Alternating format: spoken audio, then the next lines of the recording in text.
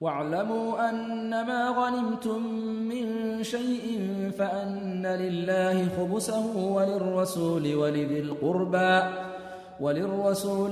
القربى واليتامى والمساكين وابن السبيل إن كنتم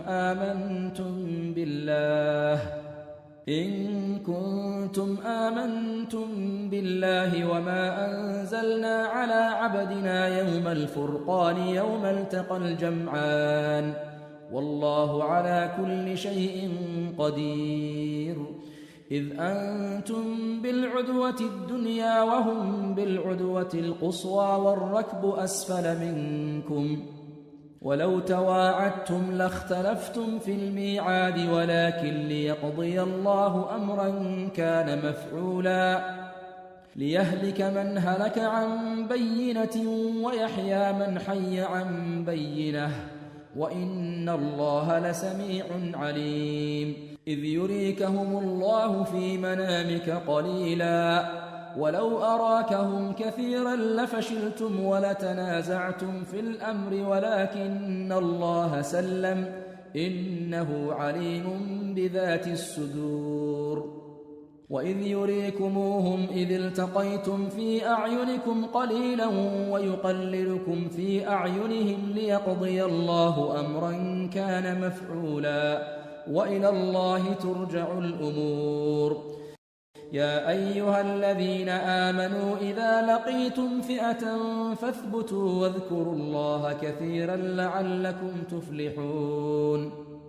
وأطيعوا الله ورسوله ولا تنازعوا فتفشلوا وتذهب ريحكم واصبروا إن الله مع الصابرين. ولا تكونوا كالذين خرجوا من ديارهم بطرا ورئاء الناس ويصدون عن سبيل الله والله بما يعملون محيط. وإذ زين لهم الشيطان أعمالهم وقال لا غالب لكم اليوم من الناس وإني جار لكم فلما تراءت الفئتان نكص على عقبيه وقال إني بريء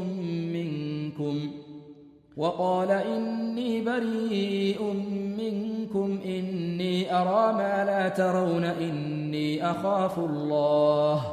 والله شديد العقاب.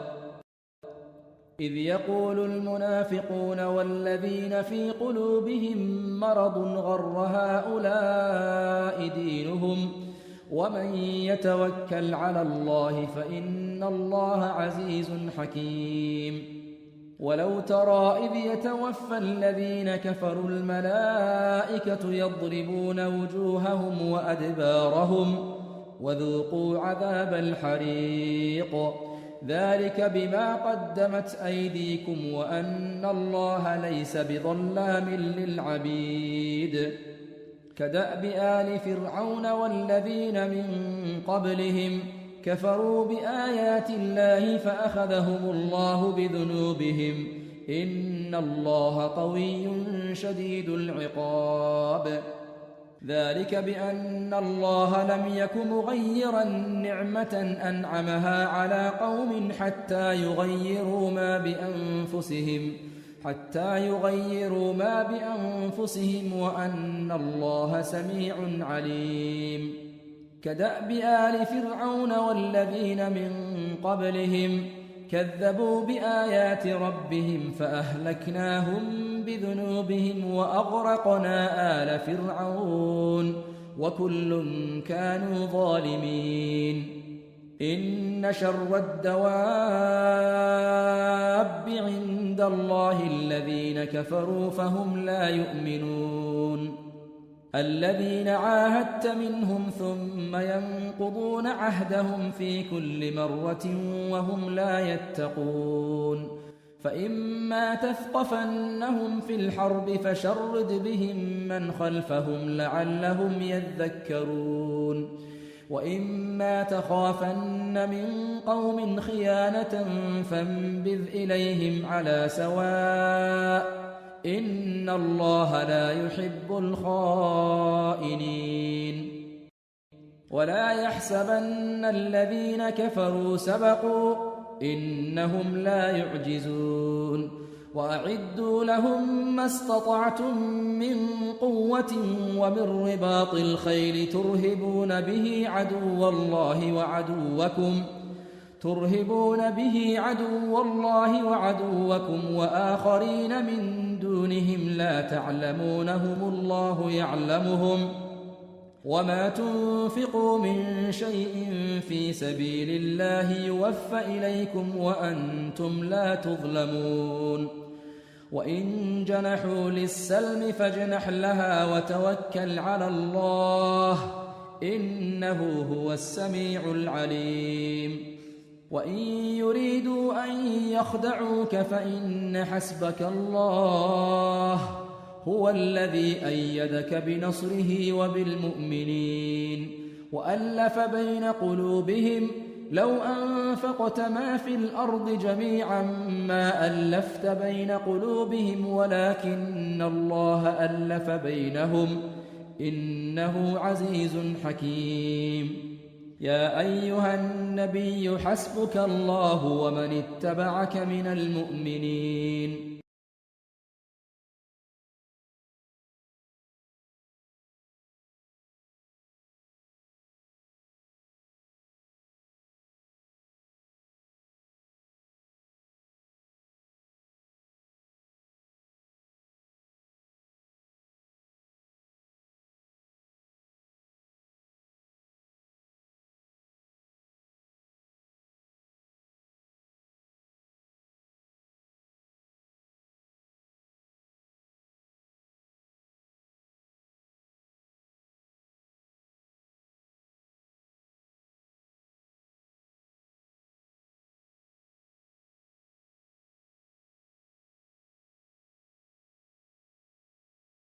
يا أيها النبي حرض المؤمنين على القتال إن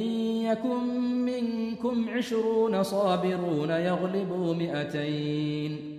وإن يكن منكم 100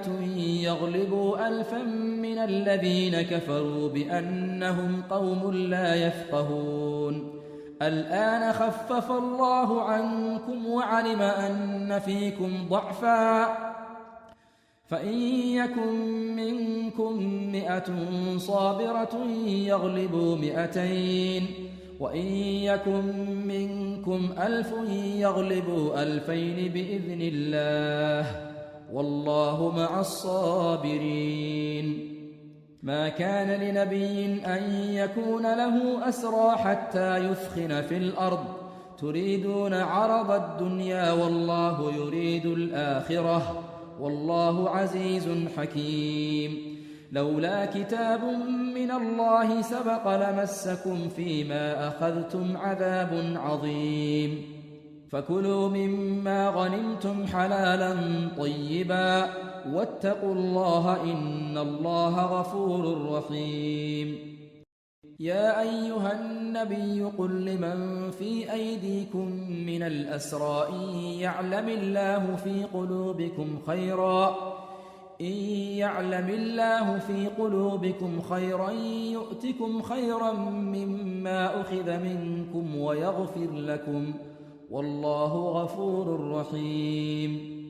وإن يريدوا خيانتك فقد خانوا الله من قبل فأمكن منهم والله عليم حكيم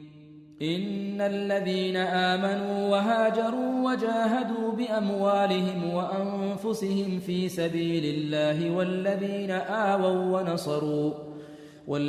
آووا ونصروا أولئك بعضهم أولياء بعض والذين آمنوا ولم يهاجروا ما لكم من ولايتهم من شيء حتى يهاجروا وإن استنصروكم في الدين فعليكم النصر إلا على قوم بينكم وبينهم ميثاق والله بما تعملون بصير والذين كفروا بعضهم أولياء بعض إلا تفعلوه تكن فتنة في الأرض وفساد كبير والذين آمنوا وهاجروا وجاهدوا في سبيل الله والذين آووا ونصروا أولئك هم المؤمنون حقا لهم مغفرة ورزق كريم. والذين آمنوا من بعد وهاجروا وجاهدوا معكم فأولئك منكم وأولو الأرحام بعضهم أولى ببعض في كتاب الله إن الله بكل شيء عليم. براءة من الله ورسوله إلى الذين عاهدتم من المشركين فسيحوا في الأرض 4 أشهر واعلموا أنكم غير معجز الله وأن الله مخزي الكافرين. وأذان من الله ورسوله إلى الناس يوم الحج الأكبر أن الله بريء من المشركين ورسوله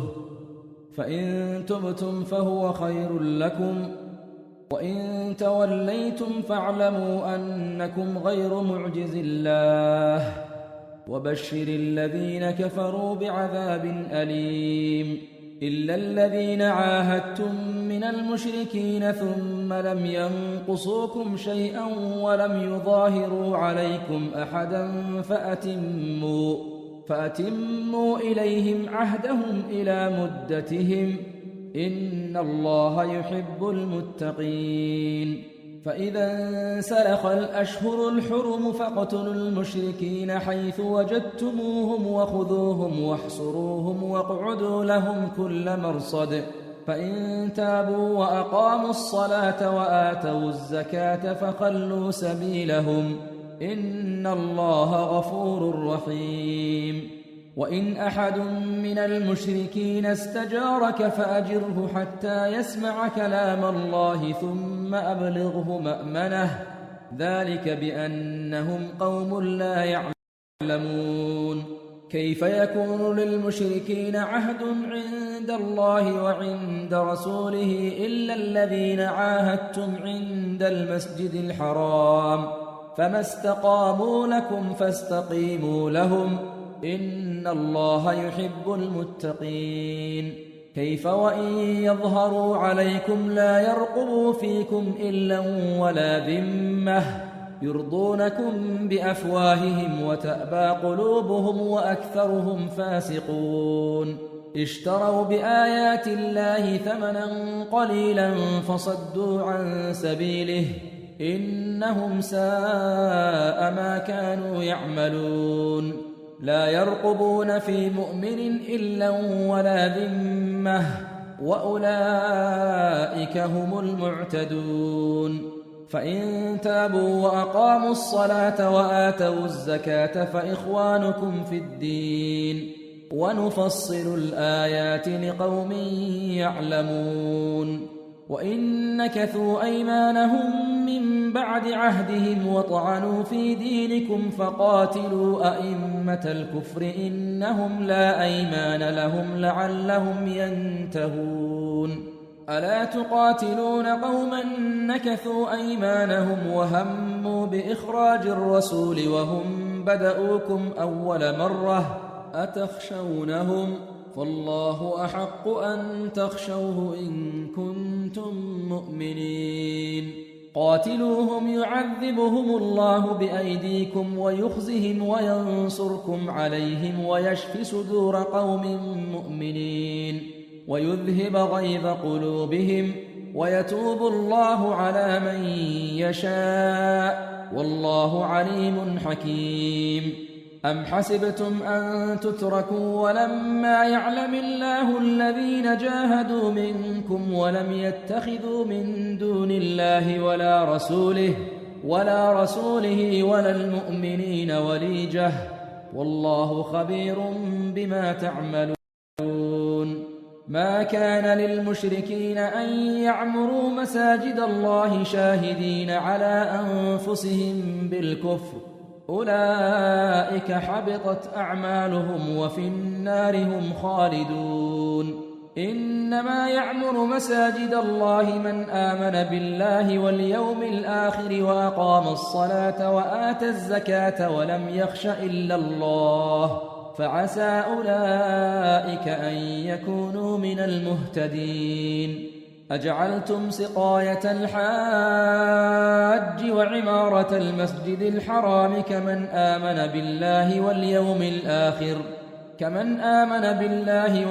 الآخر وجاهد في سبيل الله لا يستوون عند الله والله لا يهدي القوم الظالمين. الذين آمنوا وهاجروا وجاهدوا في سبيل الله بأموالهم وأنفسهم أعظم درجة عند الله وأولئك هم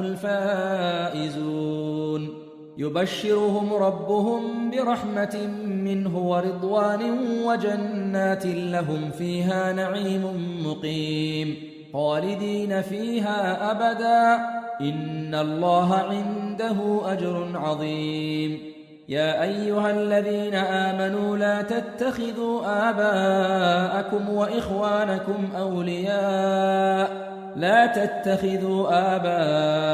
وإخوانكم أولياء إن استحبوا الكفر على الإيمان ومن يتولهم منكم فأولئك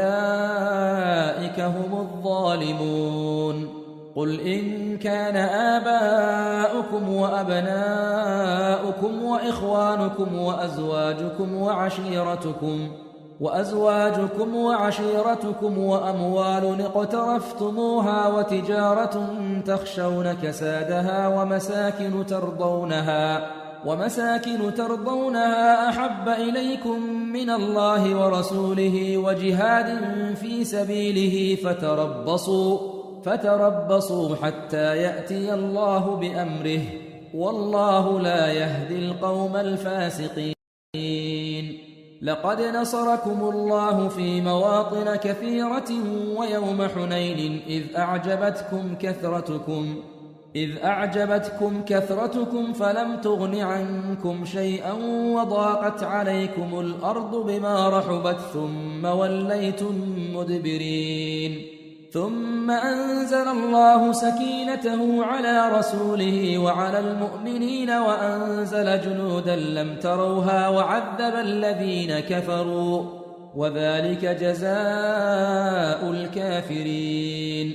ثم يتوب الله من بعد ذلك على من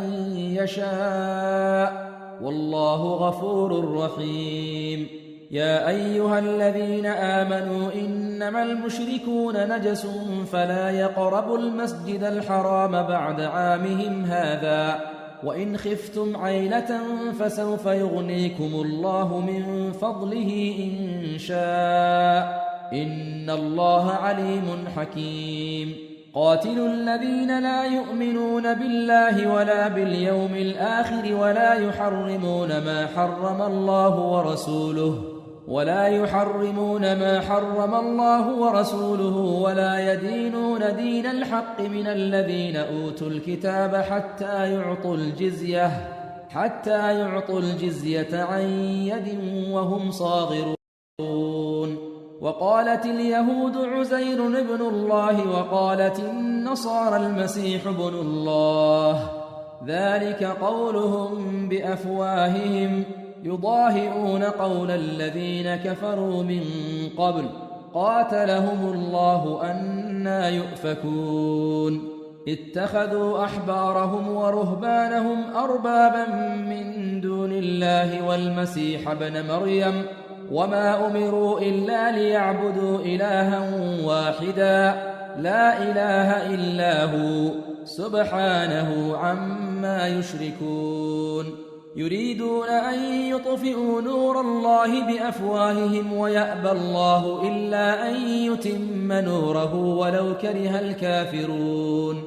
هو الذي أرسل رسوله بالهدى ودين الحق ليظهره على الدين كله ولو كره المشركون. يا أيها الذين آمنوا إن كثيرا من الأحبار والرهبان ليأكلون أموال الناس بالباطل ويصدون عن سبيل الله والذين يكنزون الذهب والفضة ولا ينفقونها في سبيل الله فبشرهم بعذاب أليم يوم يحمى عليها في نار جهنم فتكوى بها جباههم وجنوبهم وظهورهم هذا ما كنزتم لأنفسكم فذوقوا ما كنتم تكنزون إن عدة الشهور عند الله 12 شهرا في كتاب الله يوم خلق السماوات والأرض منها 4 حرم ذلك الدين القيم فلا تظلموا فيهن أنفسكم وقاتلوا المشركين كافة كما يقاتلونكم كافة واعلموا أن الله مع المتقين إنما النسيء زيادة في الكفر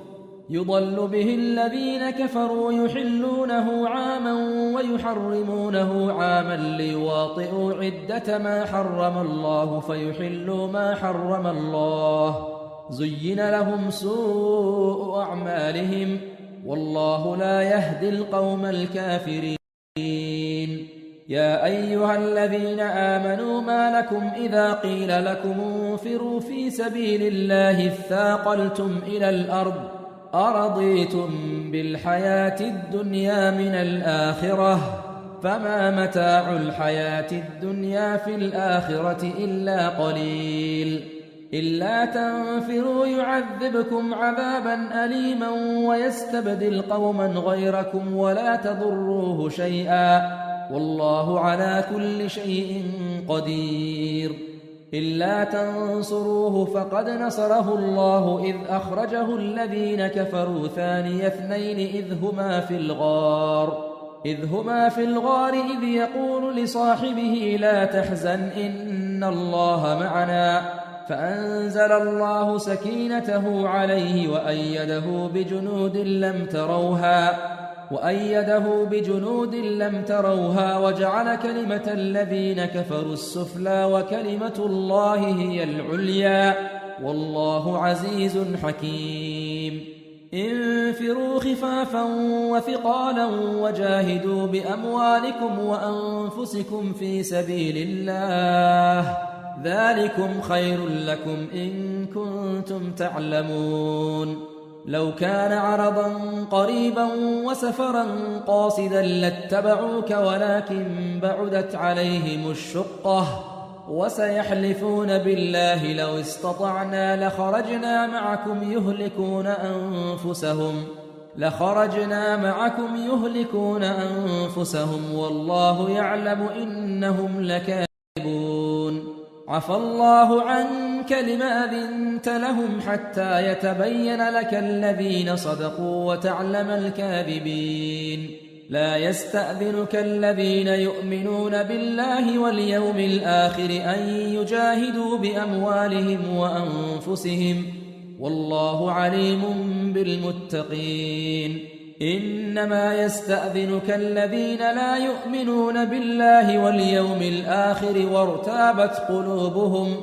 وارتابت قلوبهم فهم في ريبهم يترددون ولو أرادوا الخروج لأعدوا له عدة ولكن كره الله بعاثهم فثبطهم وقيل اقعدوا مع القاعدين لو خرجوا فيكم ما زادوكم إلا خبالا ولأوضعوا خلالكم يبغونكم الفتنة وفيكم سماعون لهم والله عليم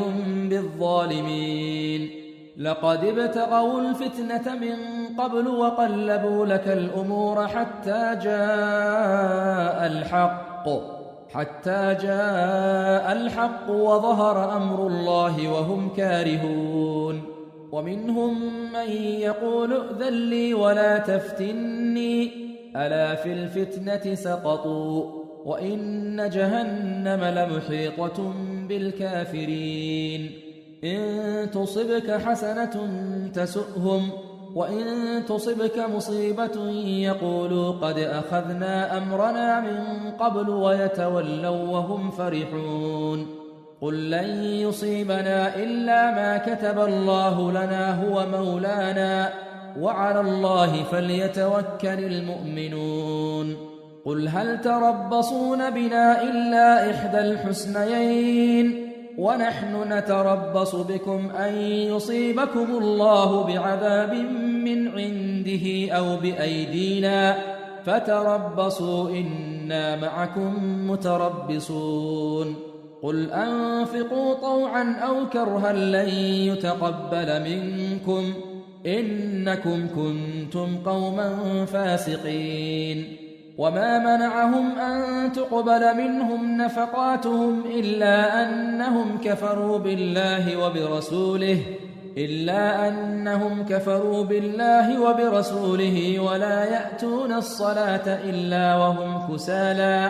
ولا يأتون الصلاة إلا وهم كسالى ولا ينفقون إلا وهم كارهون فلا تعجبك أموالهم ولا أولادهم إنما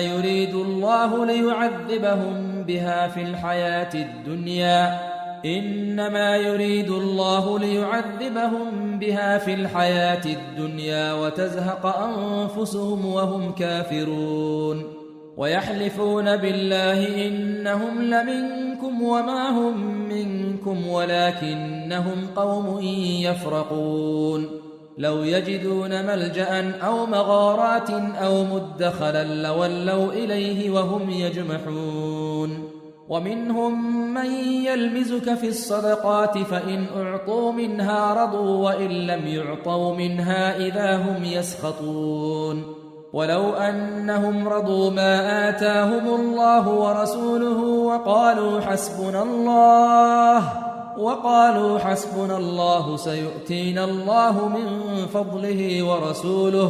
سيؤتينا الله من فضله ورسوله إنا إلى الله راغبون إنما الصدقات للفقراء والمساكين والعاملين عليها والمؤلفة قلوبهم وفي الرقاب والغارمين وفي سبيل الله وابن السبيل فريضة من الله والله عليم حكيم ومنهم الذين يؤذون النبي ويقولون هو أذن قل أذن خير لكم يؤمن بالله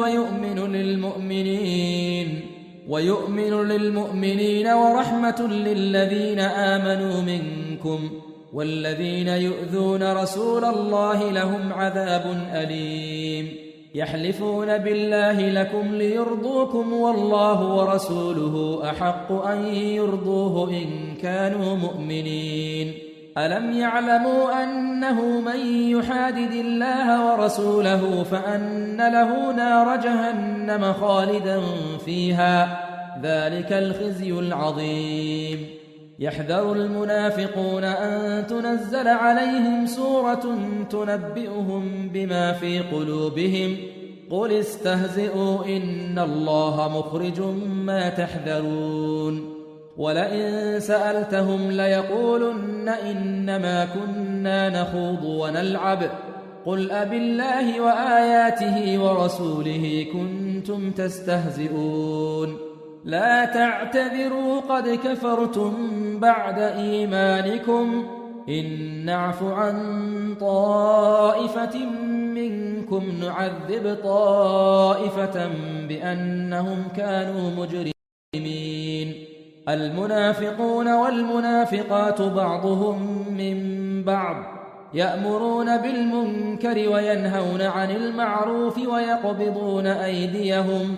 نسوا الله فنسيهم إن المنافقين هم الفاسقون وعد الله المنافقين والمنافقات والكفار نار جهنم خالدين فيها هي حسبهم ولعنهم الله ولهم عذاب مقيم كالذين من قبلكم كانوا أشد منكم قوة وأكثر أموالا وأولادا فاستمتعوا بخلاقهم فاستمتعتم بخلاقكم كما استمتع الذين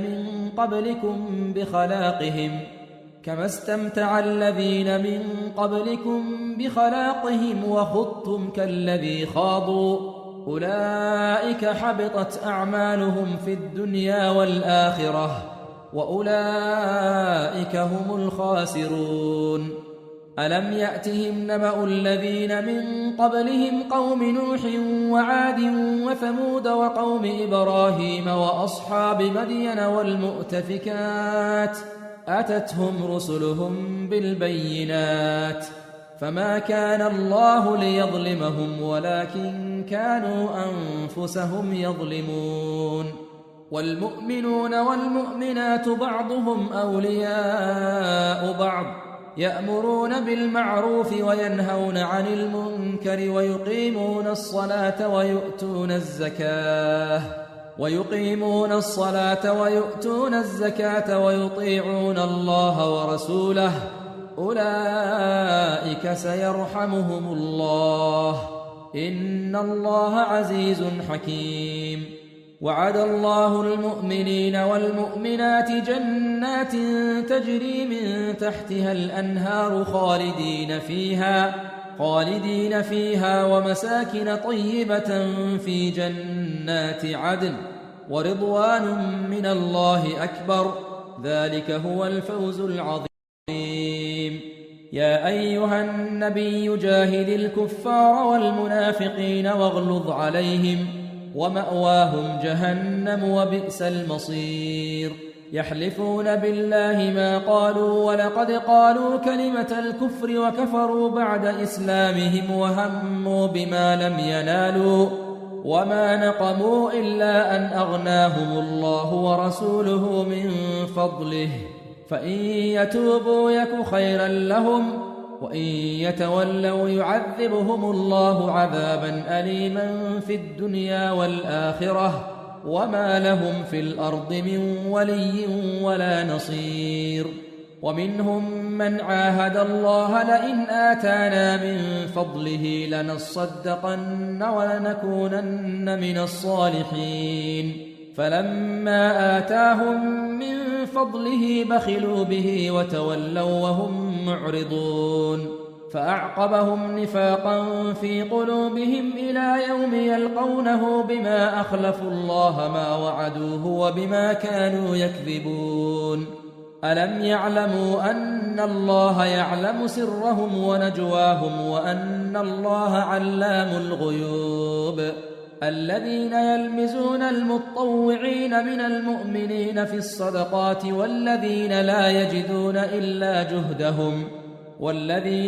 يجدون إلا جهدهم فيسخرون منهم سخر الله منهم ولهم عذاب أليم. استغفر لهم أو لا تستغفر لهم إن تستغفر لهم 70 مرة فلن يغفر الله لهم ذلك بأنهم كفروا بالله ورسوله والله لا يهدي القوم الفاسقين. فرح المخلفون بمقعدهم خلاف رسول الله وكرهوا أن يجاهدوا بأموالهم وأنفسهم في سبيل الله وقالوا لا تنفروا في الحر قل نار جهنم أشد حرا لو كانوا يفقهون. فليضحكوا قليلا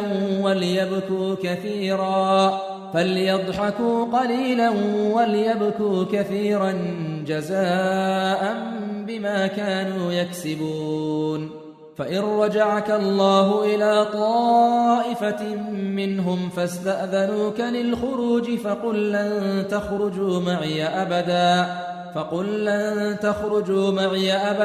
ولن تقاتلوا معي عدوا إنكم رضيتم